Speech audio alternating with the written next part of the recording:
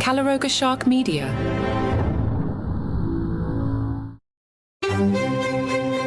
Hello and welcome to Palace Intrigue. I am your host, Mark Francis. Prince Harry's documentary about the Invictus Games has begun airing on Hulu, a move that seems to challenge Netflix, where he and his wife Meghan have an ongoing 5-year contract. Titled Prince Harry's Mission, Life, Family and the Invictus Games, this unexpected special became available on the Disney-owned platform Hulu recently, based on Harry's interviews with ABC News in Canada. During these interviews, including a segment on Good Morning America on February 16th, Harry expressed his commitment to the Invictus Games and discussed his recent visit to the UK following King Charles' cancer diagnosis. This development caught Netflix by surprise, with a senior Netflix source indicating that while Harry and Meghan are still contracted with Netflix, the release of the documentary on Hulu was unexpected. A senior TV news producer noted that Harry must have been aware of and approved the use of his interview for the Hulu documentary. Speculation regarding the Duke and Duchess of Sussex relationship with Netflix has intensified, especially after the couple relaunched their business and charitable initiatives on their new Sussex.com website, which notably omits direct mention of Netflix in the Archwell Productions section. Insiders suggest there's growing dissatisfaction from both sides regarding the Netflix agreement, signed in late 2020 and reportedly worth $100 million. However, Netflix's financial commitment is said to be around $3 million, covering Archwell's production company overheads with additional earnings contingent on project deliveries. To date, the Sussexes have released a hit documentary, Harry and Meghan, and a film about the Invictus Games titled Heart of Invictus. They also plan to adapt the romance novel, Meet Me at the Lake, into a film, though it's still in the preliminary stages without a script or writer.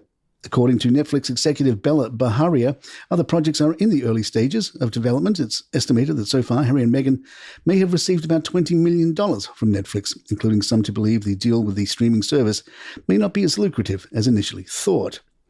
PR expert Jane Owen told The Mirror, "There's no way that Netflix didn't know about the documentary. A deal like that with so much money would have had very specific regulations about what hoops Harry would have needed to jump through to make a show with another network. It's possible that Netflix had first refusal of the documentary and let it go. They may be moving away and severing ties. Alternatively, it could be a power move on Netflix if they have something even bigger in the works with Harry. So it's going to be either one extreme or the other. Either Netflix is not interested in Harry anymore, or they have something else in the works that they are putting all their attention in, and they don't want to dilute their attention with a different show."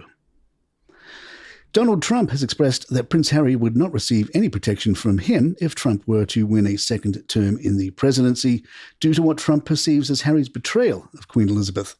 This declaration was made during Trump's speech at the Conservative Political Action Conference, where he criticized the Biden administration's favorable treatment of Prince Harry since his relocation to California with Meghan Markle in 2020. Trump's comments are particularly pointed following Harry's recent consideration of American citizenship, as mentioned in a Good Morning America interview, despite being unclear about what has been deterring him. Trump's stance was shared with The Express, where he stated, "I wouldn't protect him. He betrayed the Queen. That's unforgivable. He would be on his own if it was down to me." This harsh assessment coincides with the release of a book claiming that Queen Elizabeth II was deeply upset by Harry and Meghan's decision to name their daughter Lilibet, a nickname closely associated with the Queen herself. According to royal journalist Robert Hardman's autobiography, the Queen was reportedly as angry as I'd ever seen her, following the Sussex assertion that the Queen had endorsed the name for their daughter. Further complicating matters for Prince Harry is a lawsuit from the Heritage Foundation, a conservative think tank which challenges Harry's legal status in the US based on his admissions of past illegal drug use in his memoir Spare. The memoir, which candidly addresses Harry's experiences with substances like cocaine, marijuana, and psychedelic mushrooms, could potentially impact his admissibility to the US, according to US immigration law. Christopher Anderson, author of The King, told Fox News Digital, "There's really no earthly reason why, after being accused of turning his back on his family and his country, Harry would want to twist the knife by seeking US citizenship. That would only distance himself further from the British roots and provoke a response from the palace. It would only anger the British public and exacerbate matters at a time when Harry's father is battling cancer and the fate of the monarchy is hanging in the balance. Forget about whether the US would ultimately demand that Harry renounce his titles.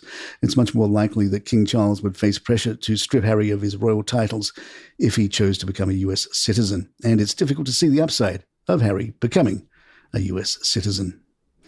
Royal author Tom Gwynn told the Mirror, "Harry does miss being a working royal. Being a royal is the only thing he is trained to do, and he is getting very bored in California. He knows that to retain his value in the interest of the world, he is better off not being a retired royal, so offering to come back to help out at least reminds the world who and what he is."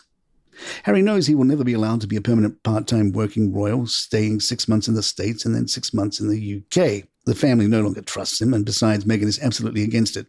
There is far too much bad blood now for it to even be a remote possibility.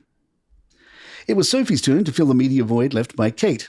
Sophie showcased her impeccable, smart, casual style, captivating royal enthusiasts during a seldom-seen joint appearance with Prince Edward at the British Cycling National Track Championships in Manchester.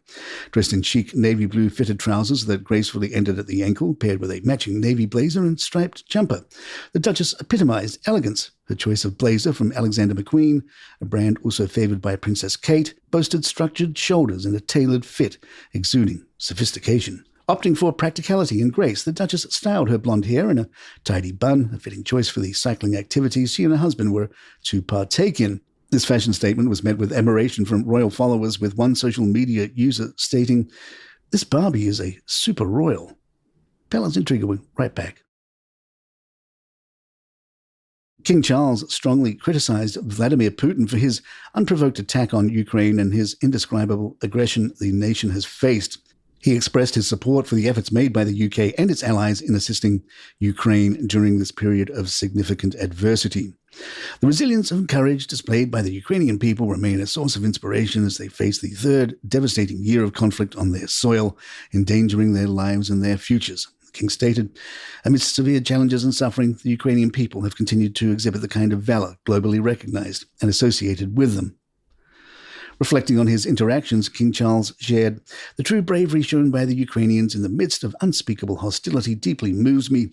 My encounters, ranging from discussions with President Zelensky and Mrs. Zelensky to meet new recruits training in the UK, have made this profoundly personal." He further commented on the international response, "It's heartening to see the UK and our global partners leading the change in providing support to Ukraine during these times of dire need. My thoughts and prayers are with everyone touched by this conflict as they endure such tremendous suffering." Charles has been seen enjoying a light-hearted moment among the 7,000 messages of support he received following his cancer diagnosis. Among the heartfelt wishes and encouraging words, a humorous card featuring a dog wearing a cone caught the king's attention, drawing a smile with its playful message, "At least you don't have to wear a cone." The royal, aged 75, was photographed in Buckingham Palace's Belgian suite, sifting through the array of well-wishes, including a particularly amusing illustration of a terrier in that recovery cone, a common sight for pets post-surgery to prevent them from disturbing healing wounds or stitches. The vast collection of cards laid out before him included messages of quick recovery and hand-drawn artworks from children, sharing personal cancer battles and words of resilience like "chin up, chest out, remain positive, and don't let it get you down." And there you have it. If you'd like to email us, our address is thepalaceintrigue@gmail.com. Please follow us on Apple, Spotify, or your app of choice. If you're on YouTube, hit that subscribe button. It helps us out. I'm Mark Francis. My thanks to John McDermott. This is Palace Intrigue. Good times.